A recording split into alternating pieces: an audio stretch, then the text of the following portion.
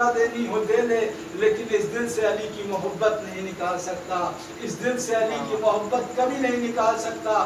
اس لیے جتنا مارنا ہے مار لے۔ 80 کوڑے کی سزا سنائی گئی۔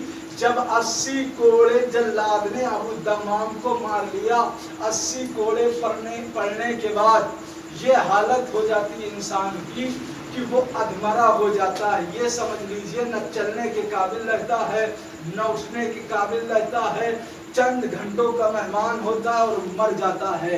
اگر کمزور انسان ہو تو 80 کوڑے سے پہلے ہی وہ انسان مر جائے۔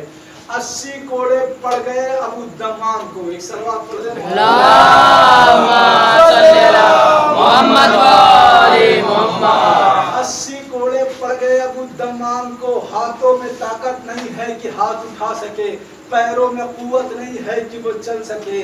اب کرے تو کیا کرے ابو دمام؟ جب جسموں میں وہ قوت نہ رہی، جسموں میں طاقت نہ رہی، 80 کوڑے پڑ چکے، تو دجال نے دیکھا کہ ابو دمام کے اندر کوئی ہمت نہیں ہے، کوئی طاقت نہیں ہے، کوئی قوت نہیں ہے کہ ابو دمام اٹھ سکے۔ لیکن جب غور سے دیکھا کہ ابو دمام کے لب ہل رہے ہیں، اب جب دجال نے کان لگا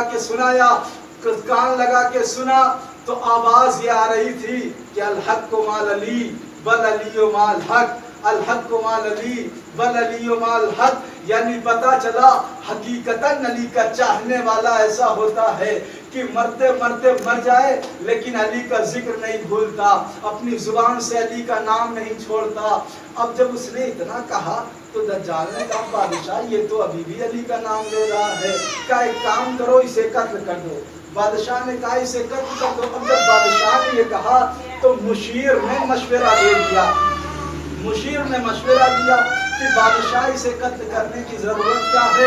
80 کوڑے کھا چکا ہے، بس زیادہ سے زیادہ 1 یا 2 گھنٹے اور زندہ رہے گا، اس کے بعد خود بخود مر جائے گا، کیونکہ 80 کوڑے کے بعد یہ حالت ہو جاتی ہے کہ انسان زندہ نہیں رہتا، مر جاتا ہے۔ کہا پھر کیا جائے جب یہ خود بخود مر جائے گا؟ تو مشیر نے مشورہ دیا کہ جب یہ خود بخود مر جائے گا تو اسے اٹھاؤ، اس کے گھر لے جا کے چھوڑ دو، یہ خود بخود مر جائے گا۔ اسے اٹھایا لوگوں نے اور اٹھانے کے بعد اس کے گھر پہ لے جا کے لٹا دیا۔ اب جب گھر پہ لٹا دیا یہ سب باہر آئے، ادھر یہ زبان سے کہہ رہا ہے کہ یا علی مجھے اتنی قوت دے دیجئے کہ میں دوبارہ اس کے دربار میں جا کے کہہ کے آؤں کہ الحق مال علی بل علی مال حق، کہ علی حق کے ساتھ ہے اور حق علی کے ساتھ ہے۔ ارے مجھے یا علی اتنی قوت دے دیجئے، اے علی مجھے اتنی قوت دے دیجئے کہ میں پھر سے اس دربار میں جا کے تیرا ذکر کر کے آؤں، پھر سے اس دربار میں جاؤں اور علی علی کہہ کے آؤں۔ اب جب اتنا کہنا تھا، جب وہ بار بار آواز دے رہا تھا، دعائیں مانگ رہا تھا کہ علی مجھے قوت دے دیجئے، علی مجھے قوت دے دیجئے، اتنا چاہنے والا علی کا تھا کہ اتنے میں اس نے دیکھا کہ سامنے مولا کائنات کھڑے ہوئے ہیں۔ اب جب دیکھا کہ یا علی، کہا یا علی آپ آ گئے؟ کہا تو میرا چاہنے والا ہے، میں تیرے لیے آ گیا تیری مدد کرنے کے لیے، بول کیا چاہیے؟ کہا یا علی قوت چاہیے تاکہ میں دوبارہ اس دربار میں جا کے آپ کا ذکر کر سکوں۔ کہا بس اتنی بات؟ کہا ہاں بس یہی چاہیے۔ اب جب اس نے کہا تو مولا نے اپنے ہاتھوں کو اس کے جسموں پر پھیرا۔ اب جو اعجاز امامت کا ہاتھ اس کے جسموں پر پھیرا، جو ابو دمام 40 برس کے تھے وہ 20 برس میں تبدیل ہو گئے، یعنی ابو دمام جوانی کی عمر میں واپس آ گئے۔ کہا مولا بہت ہو گیا، آپ نے تو احسان کر دیا میرے اوپر، میں تو اب جوان ہو گیا، مولا احسان کر دیا۔ مولا نے کہا ابو دمام یہ احسان نہیں ہے، احسان لینا ہے اپنے مولا سے تو لے، احسان لے، ابھی تو میں نے تجھے 40 برس سے 20 برس میں کیا، لے احسان اور لیتا جا، تو میرا چاہنے والا ہے۔ سن، آج سے تیری عمر میں نے 40 برس اور بڑھا دی ہے، آج سے میں نے تیری عمر 40 برس اور بڑھا دی ہے، یعنی جتنی عمر میں تو مرنے والا تھا اس سے 40 برس اور زیادہ بڑھا دی تیری زندگی۔ اب جب اس نے سنا کہا مولا یہ تو انتہا ہو گئی، لیکن مولا جس طرح سے میں نے بلایا آپ آ گئے، لیکن کاش اگر آپ دربار میں آ گئے ہوتے تو میری یہ حالت نہ ہوتی۔ مولا کا جملہ سنے، مولا نے کہا ابو دمام کاش تو مجھے دربار میں بلا لیتا تو میں وہیں پہ آ جاتا۔ نعرہ حیدری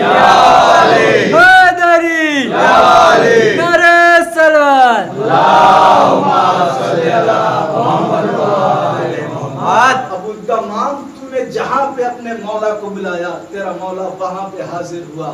ابو دمام جب تیری عمر 40 برس اور بڑھا دی، یہ جملہ یاد رکھیے گا کہ مولا نے ابو دمام جیسے صحابی کی عمر 40 برس جب بڑھا دی تو ابو دمام اٹھے بستر سے۔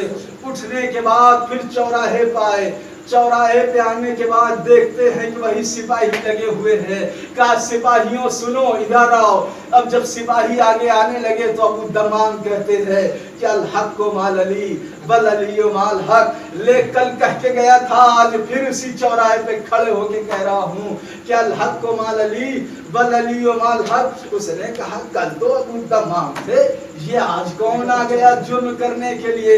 کہا پہچانا نہیں؟ کہا نہیں پہچانا۔ کہا سن، میں وہی ابو دمام ہوں جو کل آیا تھا، میں وہی ابو دمام ہوں جو کل آیا تھا، اور آج پھر کہہ رہا ہوں کہ الحق مال علی بل علی مال حق۔ کا پھر کیا ہے تو پھر سے سزا ملے گی۔ کہا لے چل دربار میں۔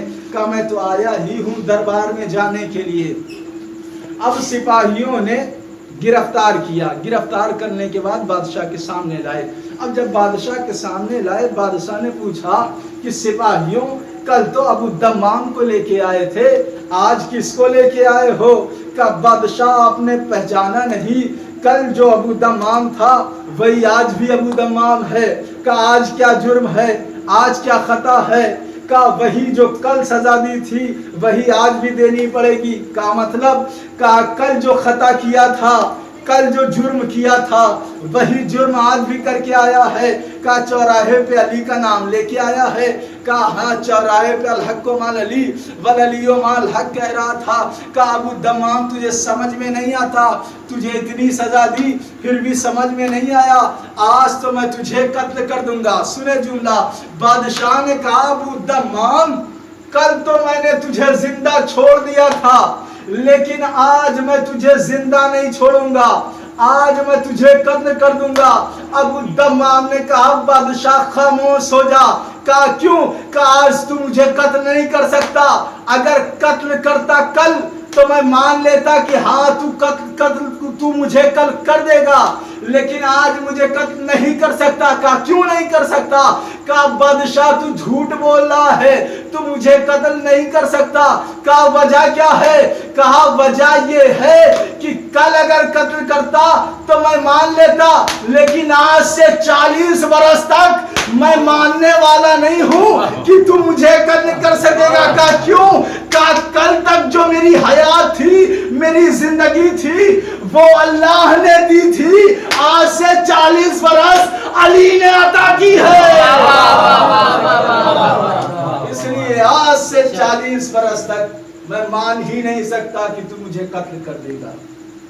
یعنی علی جسے کہہ دے وہ حتماً واجب ہے کہ وہ اس سے چھین نہیں سکتا۔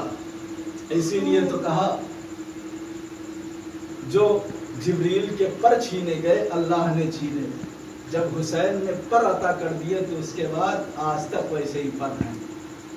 اور اسی لیے مولا کائنات نے 5 سال کی عمر میں جناب مختار کو کہا تھا مختار ٹھیک ہو؟ کہا ہاں مولا میں ٹھیک ہوں۔ کہا مختار تمہیں حسین کے قاتلوں کا بدلہ لینا ہے، صرف اتنا کہا تھا کہ تمہیں حسین کے قاتلوں کا بدلہ لینا ہے۔ بس مختار سمجھ گئے کہ جب تک میں حسین کے ایک ایک قاتلوں کا بدلہ نہ لے لوں، انہیں مار نہ دوں، تب تک میں مر نہیں سکتا۔ اتنا یقین ہو گیا تھا کہ جب میرے مولا نے کہہ دیا ہے تو میں اس سے پہلے نہیں مر سکتا جب تک میں بدلہ نہ لے لوں۔ تو علی کے چاہنے والے حقیقتاً ایسے ہوتے ہیں، جو علی کے ماننے والے ہوتے ہیں، مولائی ہوتے ہیں، اور وہ ثابت کرتے ہیں کہ ہم علی کے چاہنے والے ہیں، اور جو اپنے مولا کو بلاتے ہیں تو پاتے ہیں۔ اور مولا نے کہا بھی ہے کہ میرے چاہنے والے جب مجھے بلائیں گے، جس جگہ بلائیں گے میں آؤں گا۔ اور تاریخ میں بھی لکھا ہے کہ مولا نے کہا ہے جب تم پریشانی میں مطلب قبر میں ہوگو تو میں آؤں گا، میں تمہاری مدد کے لیے آؤں گا۔ تو علی کے چاہنے والوں کی مدد کرنے کے لیے مولا ہر جگہ آئیں گے، بس بلانے کا انداز یہ ہونا چاہیے، खुलूस ये होना चाहिए, दिल में मुहिब्बे अली होना चाहिए, अली की मोहब्बत होना चाहिए। तो मैंने जो हदीस पढ़ी थी कि रसूल ने फरमाया अव्वलना मोहम्मद वअवसतना मोहम्मद वाखिरना मोहम्मद वकुल्लना मोहम्मद, कि हमारा पहला भी मोहम्मद होगा, हम सब के सब मोहम्मद होंगे, तो हमारा चौथा मोहम्मद। एक मरतबा सफ़र पे जा रहा था कि कूफे के करीब एक उनके दोस्त का घर जिसका नाम मुसैयब है, उन्होंने एक जगह कयाम किया। बता रहा हूँ कि हर मोहम्मद के पास कैसे कैसे मोजज़ात, एक जैसे मोजज़ात होते हैं। सुनिएगा, हर मोहम्मद एक जैसा है। जब चौथे इमाम पहुँचने के बाद मगरिबैन का वक्त हो गया, नमाज पढ़नी थी मगरिब की, तो मौला ने वज़ू का पानी लिया। वज़ू का पानी लेने के बाद एक दरख्त था जो खुश्क था, बरसों से सूख चुका था वो दरख्त, वो खुश्क दरख्त के थाले के पास बैठे और बैठने के बाद उन्होंने वज़ू किया। अब जब वज़ू किया तो वज़ू का पानी उस दरख्त के थाले में गया, खुश्क दरख्त के थाले में गया। देखते देखते वो खुश्क दरख्त हरा भरा होने लगा, फलदार हो गया। अब जब मौला वहां से जितनी देर रहे कयाम किए, उसके बाद जब चले गए तो लोगों ने देखा, मोहल्ले वालों ने, कि ये तो हमारा वक्त का मोहम्मद था, जो मोहम्मद कह के गए थे कि मेरे बाद भी मोहम्मद आएंगे जो हम जैसे होंगे, ये तो मोहम्मद था। इसलिए वज़ू किया, हाथों से पानी मस होकर इस थाले में गया। जो दरख्त खुश्क था, सूख चुका था, वो आज हरा भरा फलदार हो गया है। इसीलिए बताना चाहता हूँ, मोहम्मद के अंदर ये कैपेसिटी होती है, मोहम्मद के अंदर ये चीज़ें होती है, ये मोजज़ात होते हैं। जितने भी मोहम्मद है, एक मोहम्मद दिखा रहा हूँ, जब हाथ धोता है तो खुश्क दरख्त हरा भरा हो जाता है। एक मोहम्मद जब हाथ धोता है तो जवाहरात निकलने लगते हैं। एक मोहम्मद जब हाथों में संगरेजे लेता है तो हाथों में संगरेजे कलमे का विर्द पढ़ने लगते हैं। एक मोहम्मद जब करबला के मैदान में पहुंचता है, जब उसका लहू खाक पर गिरता है तो वो खाक खा के शिफा बन जाता है। तो हर मोहम्मद ऐसे है, जब उसका लहू खाक पर पड़ा तो खाके शफा बन गया। बस यही से रब्त मसाइल की तरफ आ रहा हूँ। मैंने कहा था कि ज़्यादा वक्त नहीं लेना है, कि जब इस मोहम्मद का लहू उस खाक पर गिरा तो वो खाके शफा बन गया।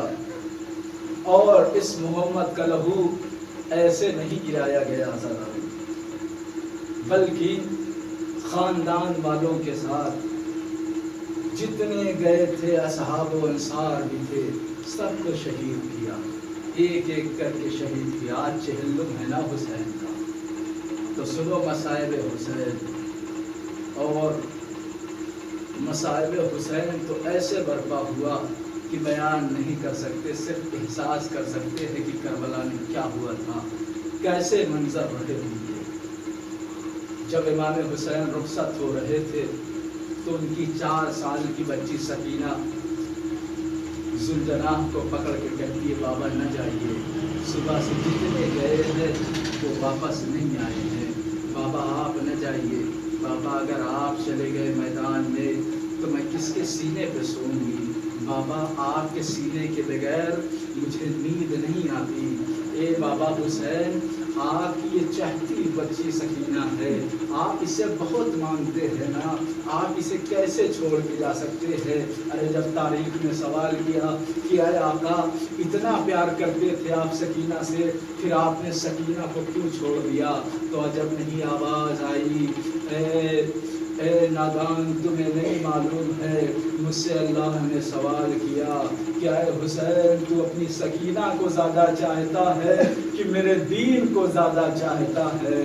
तो आका हुसैन ने बतलाया कि ये खुदा देख ले, मैं अपनी सकीना को छोड़ के मैदान कारज़ार में सिर्फ अपने दीन को बचाने के लिए जा रहा हूँ। ऐ खुदा तेरे इस्लाम को बचाने के लिए जा रहा हूँ, इस नमाज को बचाने के लिए जा रहा हूँ, रोज़े को बचाने के लिए जा रहा हूँ। इतनी मोहब्बत करते थे लेकिन अपनी बच्ची को छोड़ के जा रहे हैं। बच्ची बार बार तड़प के कह रही है, बाबा किसके सीने पे सोऊंगी, बाबा हमें چھوڑ کے نہ جائے، بابا ہمیں چھوڑ کے نہ جائے، بابا ہمیں چھوڑ کے نہ جائے، اگر آپ چلے گئے تو میرا کیا ہوگا؟ بابا نے ایک جملہ کہا کہ اگر میں چلا گیا سکینہ تو میرے بعد تو یتیم ہو جائے گی۔